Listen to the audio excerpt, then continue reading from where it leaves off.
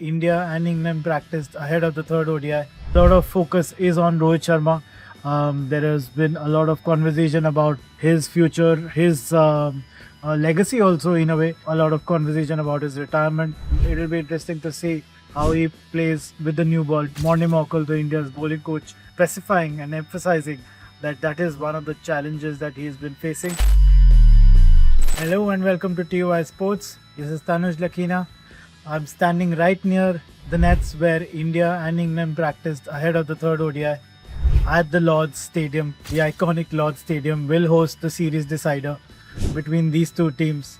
A very important competition, a very important series for both teams as they set their plans in order for the World Cup next year.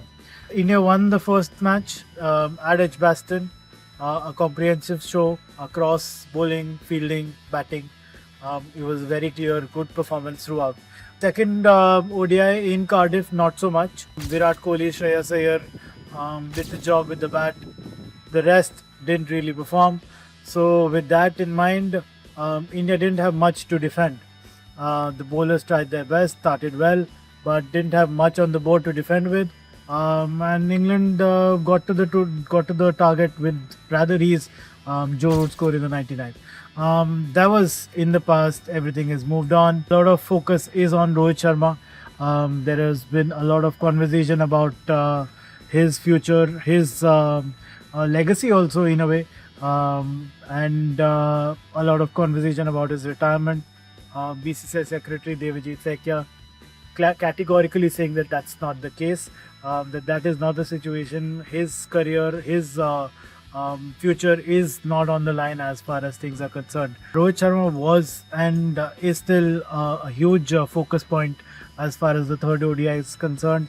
He came in for the optional practice session. India had a practice session from 1 o'clock local time on the eve of this ODI. He looked in good touch. He faced spinners. Kuldeep Yadav was one of the spinners who was here for the practice session, who was here for the optional session. He faced a lot of the sidearm specialists also. So Rohit Sharma looked in very good touch. He's been there in all of the practice sessions that India have had in this ODI series before this series began as well. So India have put in touch, put in there a lot of effort. Rohit Sharma has been involved in all of them. Rohit Sharma also will be integral here as the third ODI is played.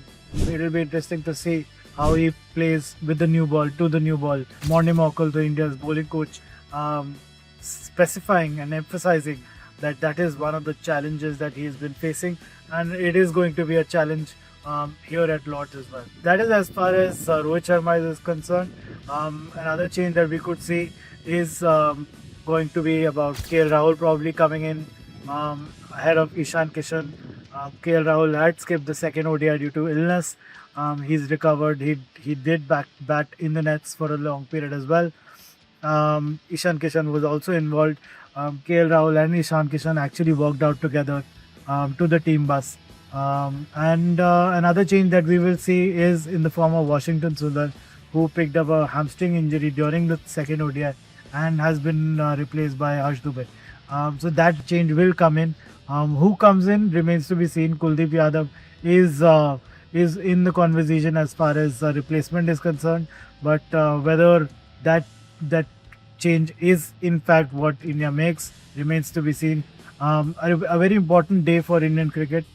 Maybe it'll suggest where the direction of this cricket team goes for the 15 months down the line with the World Cup in mind, and maybe for longer if Rohit Sharma's, this is actually Rohit Sharma's last ODI. It remains to be seen. But as far as the nets are any impression, that is not the case. We will bring you everything on timesofIndia.com website and the Times of India Sports YouTube and social media channels. So don't forget to like, share and subscribe.